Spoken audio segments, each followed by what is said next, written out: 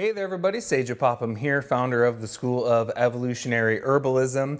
And in our most recent student Q&A webinar, I got a really great question about giving gifts to an herbalist. And with the holiday season coming up, I thought it was a really fun question that I wanted to share with the greater evolutionary herbalism community. So, this week's post is really all about what are things that are good to have around as an herbalist. Maybe you want to give herbally oriented gifts to someone that you know that likes herbal medicine, or maybe you are just getting started on your path as an herbalist and want to share some gift ideas, or maybe you're setting up a registry or something like that and want to share things with family members or friends of good gift ideas. And so that's what this post is all about, just compiling what I see as being some really good things to have on hand, from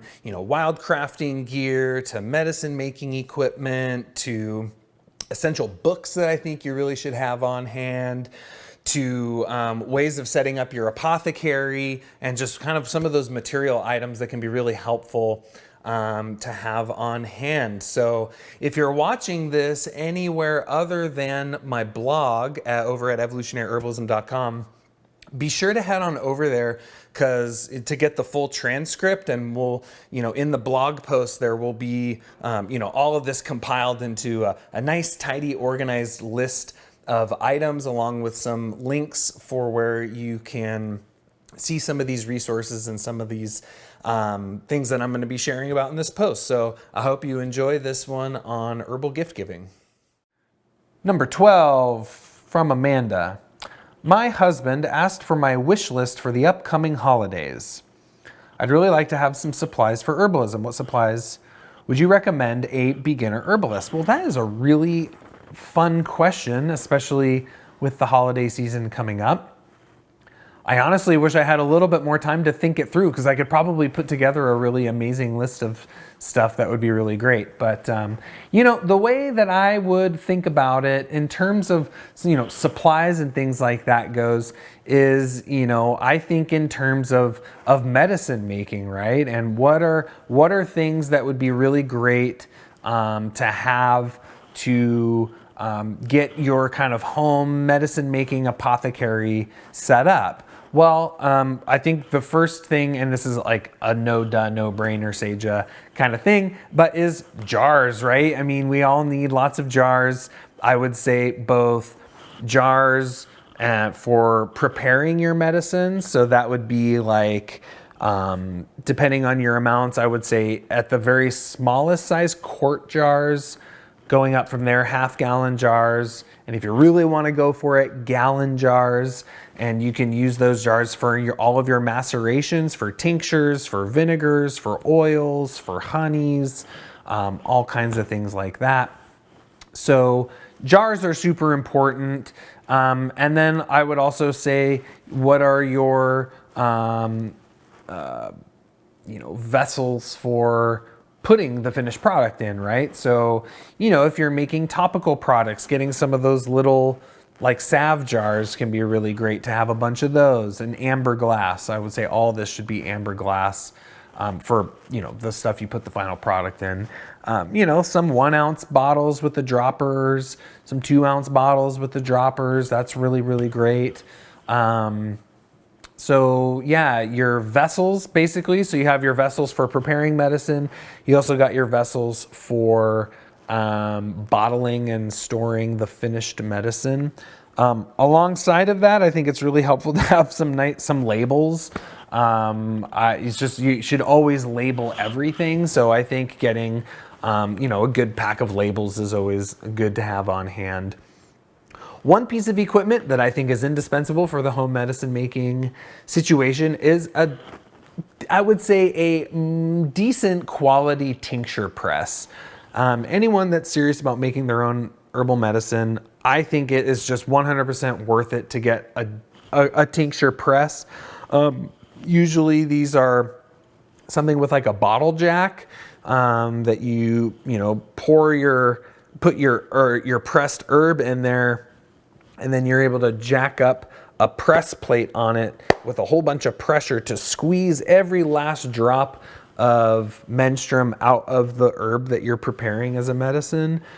It's just, you yield so much more. I think it's an indispensable piece of equipment. I know you can get them from Horizon Herbs. Rich Ochek makes some tincture presses.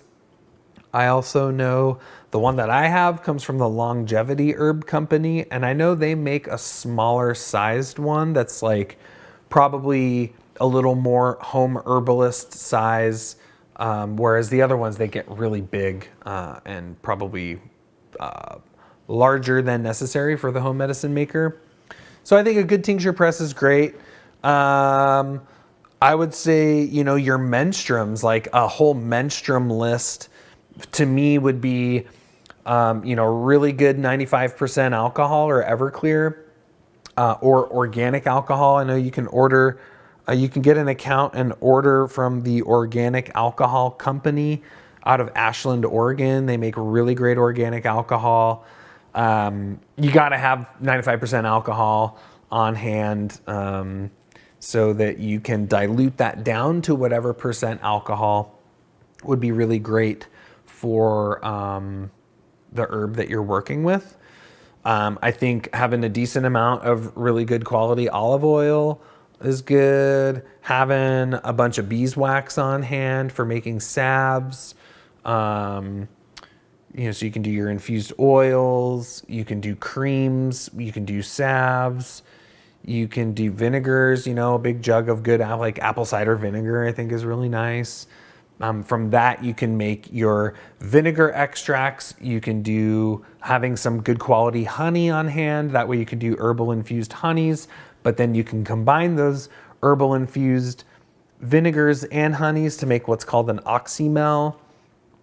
So that's really cool. So menstruums are good to have on hand. I would also say, a couple books if you're focusing, and I guess I'm taking your question more thinking in terms of like someone that's wanting to start making their own home herbal medicine. So to me, I think the best books on this one would be,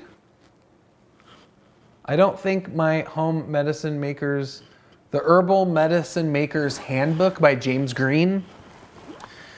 Indispensable, really, really good. So Herbal Medicine Maker's Handbook by James Green. I use this one a lot, Herbal Medicine from the Heart of the Earth by Cheryl Tilgener. Great book. She's got this, like, in the back, she's got all of your preparations, your teas, making your tinctures, making herbal baths and hydrotherapy, making glycerites, how to make capsules, compresses, fomentations, collecting, drying, storing. She's also got a really great chart that tells you what the best percentage alcohol is to use for, she doesn't have every herb in the world in there, but she's got a lot of them in there. So those are two books that I would really highly recommend. I think they're must-haves for the home medicine maker. What else?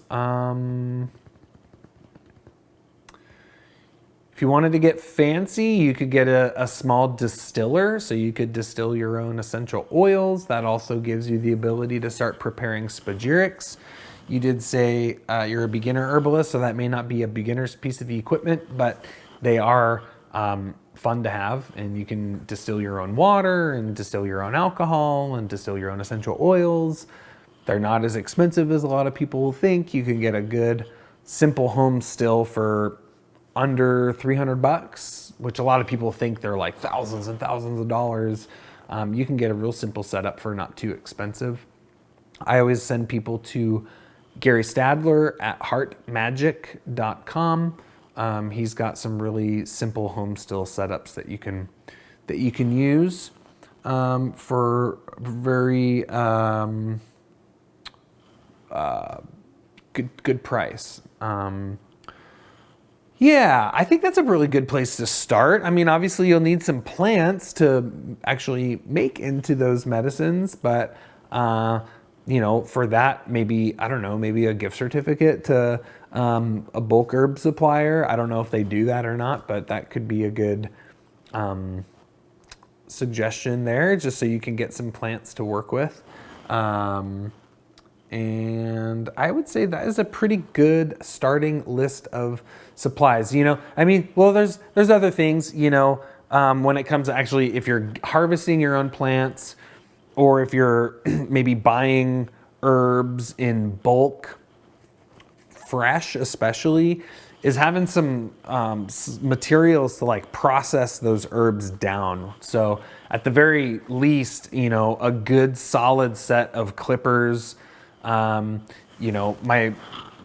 good friend Chelsea shared with me the other day these awesome little clippers, because we were processing a bunch of herbs down the other day, and I just got really wicked blisters all over my hands, and she showed me these really sweet clippers that, like, when you squeeze them, they roll, like the handle kind of rotates and rolls in your hand to prevent you from getting blisters. I was like, what? I need one of those. That is awesome. So a good pair of clippers, a good pair of loppers. Harvest bags are really awesome. Actually, apple picking bags, they're kind of, you kind of strap them over your shoulders and you got this bag in front of you, so you can just pick right into a bag. Those are awesome, really, really helpful for wild crafting. So you kind of got your wild crafting tools, but then you've got your processing tools. So a Cuisinart, a food processor, can be a really good simple thing there for processing herbs. Not everything will work well in that. That's usually better for more light leaves and flowers and things like that. If you are processing denser plant parts, if you really want to go top notch, the best thing for that is a hammer mill. Those are expensive though. Another thing that you can do, or a flour mill. Some people use flour mills. Then there's the old Vitamix, right? Vitamix can be a really useful tool to have. Sometimes you don't want to just run the herbs right in there, but you'll put it in with your menstruum and blend the herb up in with the menstruum. That can be a really valuable way of reducing your plants down to a smaller size. Some people actually use coffee grinders too, if you want to make like a really good smooth powder. Those coffee grinders can work really, really well. Obviously, they're usually pretty small, so you can't do like huge amounts. But that can be a really great way of rendering some herbs down to powders. And I think that's about it. I think that's a pretty extensive list of things. And Madeline, maybe we can make note of all of this and we can compile all of that into a resource. I think that could be a really fun resource to share with everyone.